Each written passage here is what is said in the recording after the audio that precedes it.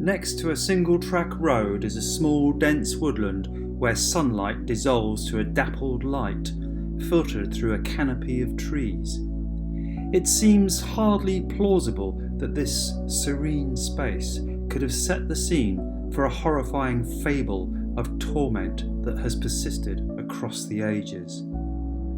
Hollow windows stare out into the thickets from this house of God that stood for 400 years before being abandoned in the late 17th century.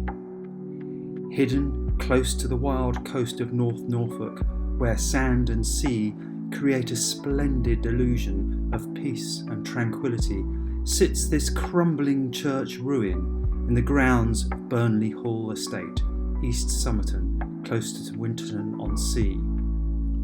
The forsaken remnant, which offers a surreal, otherworldly feel, sits off a single rustic lane in a coppice. Wrapped in ivy lies a hidden secret, warning of a centuries-old crime in which perpetrators stand accused of abducting a one-legged spinster accused of witchcraft. This secluded part of the United Kingdom was once prime hunting ground for witch-finders who intimidated, bullied and coerced anyone who dared to be different from the 1580s through to 1735, when witch trials were halted.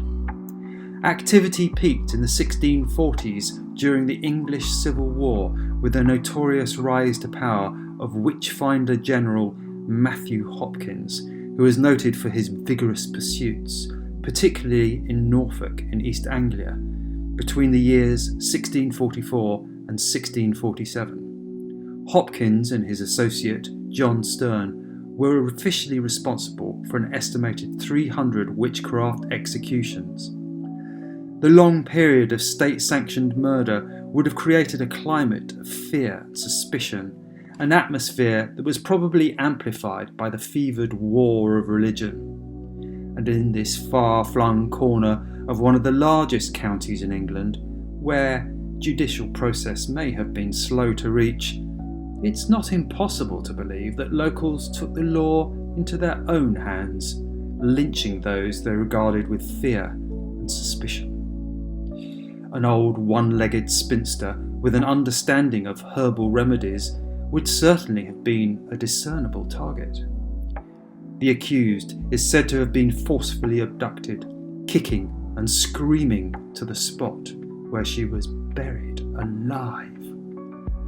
Some say the church was built around her, but others contend that she was submerged beneath the grounds of the abandoned church by vigilantes who judged that the consecrated ground would keep her soul at bay. In her torment, she is said to have bewitched her wooden leg to sprout a tree that would eventually come to destroy the church.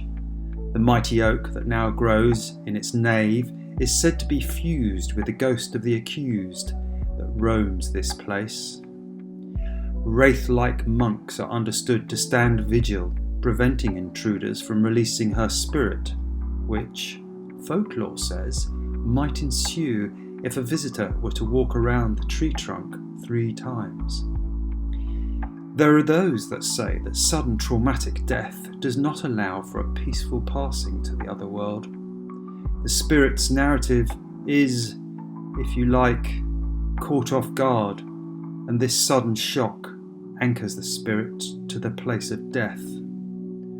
A murder victim might remain in a place due to a desire for justice or vengeance.